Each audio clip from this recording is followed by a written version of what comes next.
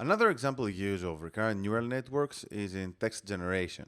So we saw earlier the example where we teach a neural network to speak like Shakespeare. And something interesting about that network is that it managed to do that by taking input at the character level and not the word level. So you can, for example, feed individual letters into the network, and then their current layer keeps a memory of the letters that came before the current letter, and then it outputs a sequence of what it believes should come next. Obviously, this technique can be used in other contexts. It can be used to create chatbots. It can also be used to create, for example, autocorrect algorithms, etc. The next type of neural network we're going to talk about is the convolutional neural networks. And convolution is one of the most important advancements in the history of machine learning.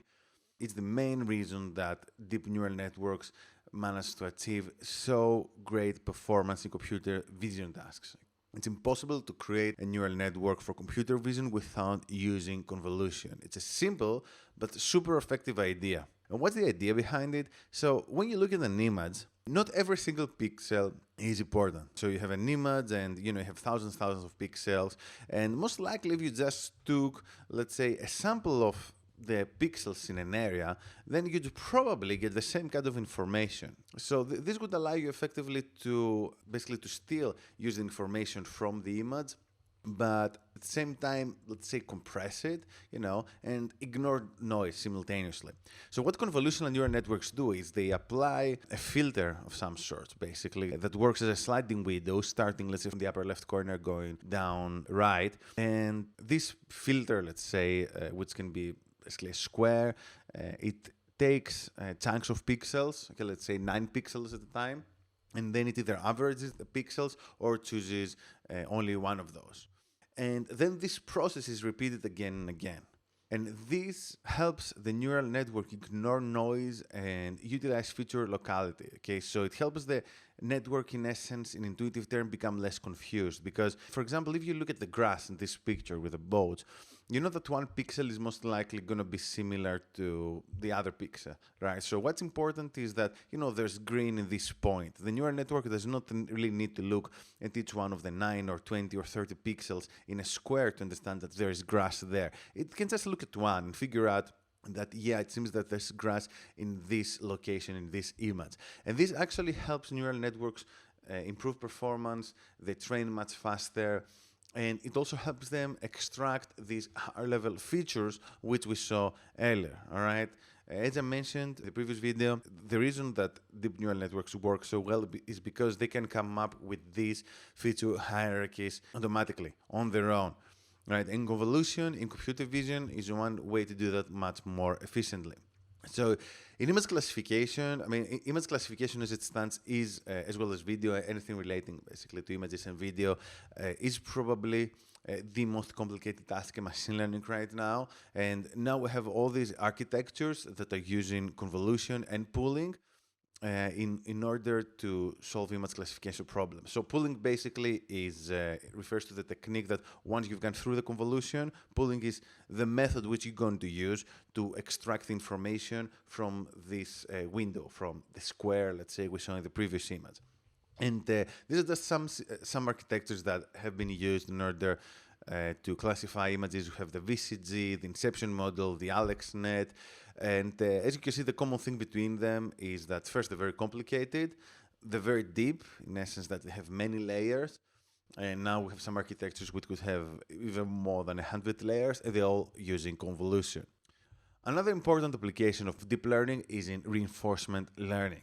So DeepMind, which is now acquired by Google, so it's Google DeepMind, an AI company based in London, came up with this idea of deep Q-learning. So Q-learning is an algorithm used for reinforcement learning, and they had the insight to combine this with deep neural networks. So why is this important? This is important because they managed to make algorithms that could play video games, but without really getting any other input other than the raw input from the image. So, playing video games is not a big deal, creating an AI to play video games. However, creating an AI that can get the raw input from the video and extract the higher level features to understand that, hey, this is the character, and I'm actually handling this character. I can jump up or down, etc., is an incredibly difficult task. And they actually managed to do this. And then some evolutions of this work is networks that can play against each other games, and then they can get better and better. So this is why I'm not sure if you were following the story behind AlphaGo, but Google DeepMind actually managed to create a network that managed to beat some of the best professional players in Go, where Go is basically a tabletop game which is way more complicated than chess, and it was believed that it would have been impossible for AI to crack it. Another very important technique in neural networks is generative adversarial networks. So these are networks. This is a technique where you have two networks, and they fight against each other. So you have a network that tries to create fake data, and another network that tries to understand whether the data is real or fake. And this is a very, very powerful technique that's been used in order to generate images.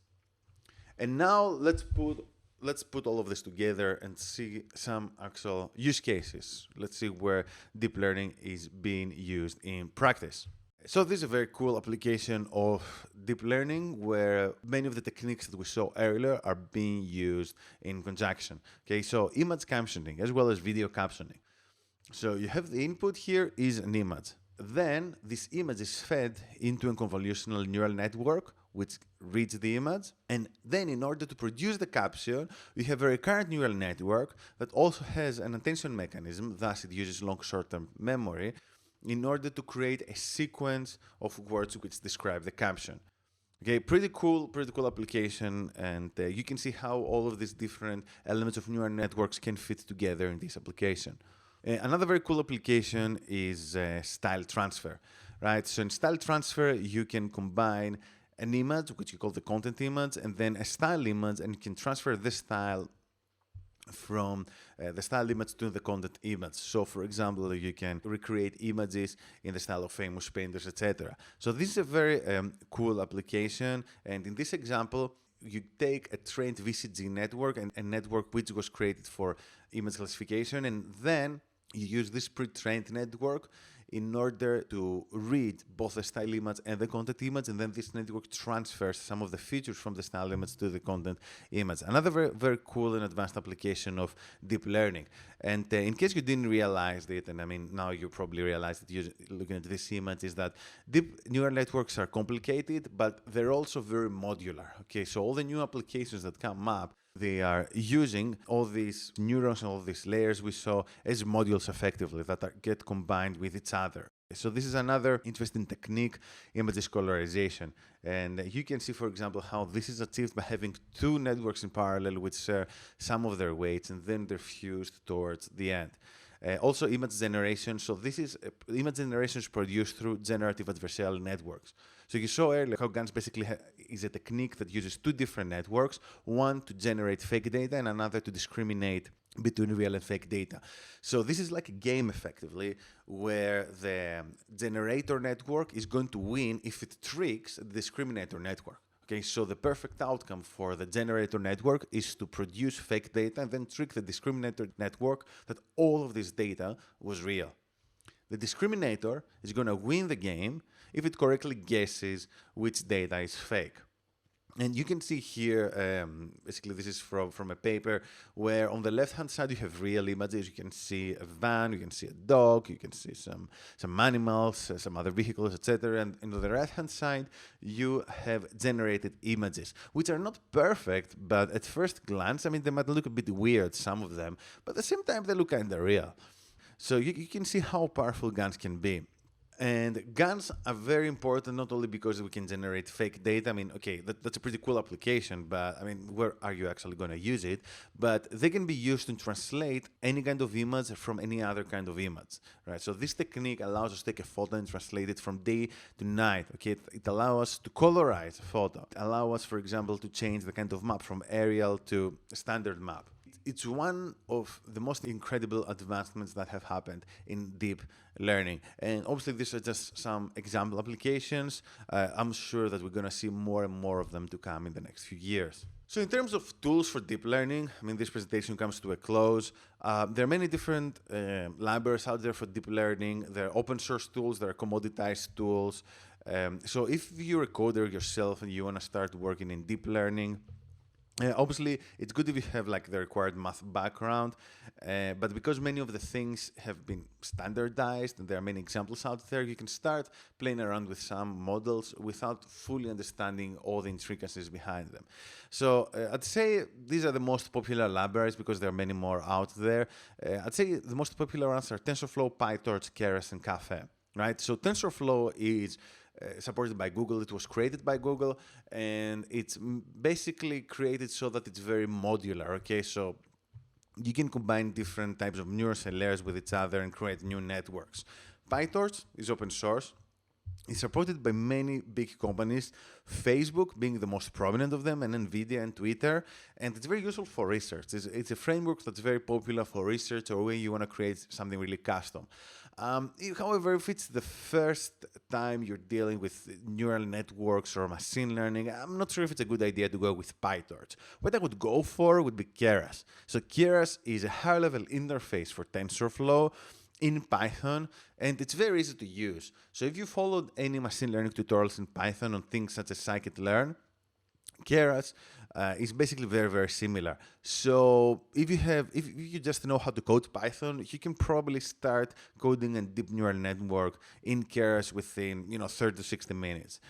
So it's pretty cool library. Check it out. And finally, we have Caffe, which was developed by the Berkeley University's AI Research Lab, and it's a very good library for computer vision. It's actually a framework. If computer vision is your thing, then it's good to try it out. However, my advice is that if you're not a coder yourself, if you're, let's say, a CEO, a manager, a product manager, a startup founder, the first thing I would do if I was in your shoes and I was going to use deep learning, it would be to try one of the commoditized services. Okay, so all the giants or the tech giants, Google and IBM and Azure, they have their own commoditized services for AI and machine learning. And this includes deep learning functionalities as well, and things such as computer vision, natural language processing, etc. So why would I suggest this? Well, the reason is that deep learning requires lots of data to get trained, and it also requires a lot of hyperparameter tuning. And this can take a long time. It can also take many resources to probably train a deep neural network. And let's face it, like in domains such as computer vision, getting the right amount of images is probably going to be very difficult for a new company. So it's best to try and build a proof of concept based on a commoditized service. So wrapping up, so when to use deep learning? Let's say that, as I mentioned, you're a startup founder or you work in business development and you're curious as to whether deep learning can actually help you and your business.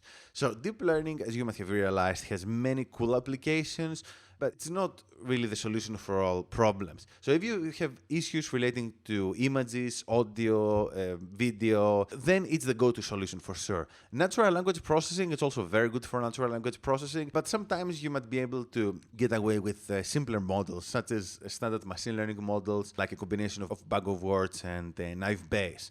The reason is that, as I mentioned earlier, deep learning requires lots of data, lots of processing power, and this can take a long time to train. Plus, you'll have to hire someone, and people who have real experience in deep learning, they're not that cheap.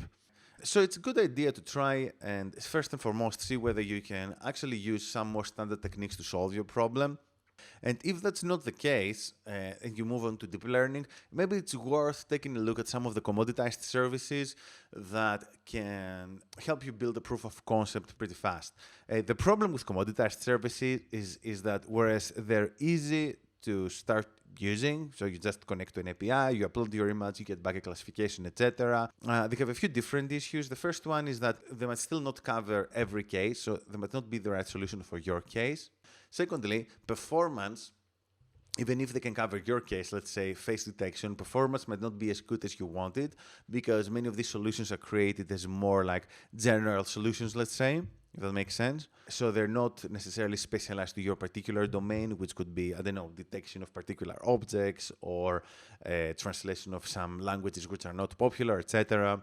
And finally, whereas it can be cheap initially to use a commoditized service, in the long run, it's going to cost you more money.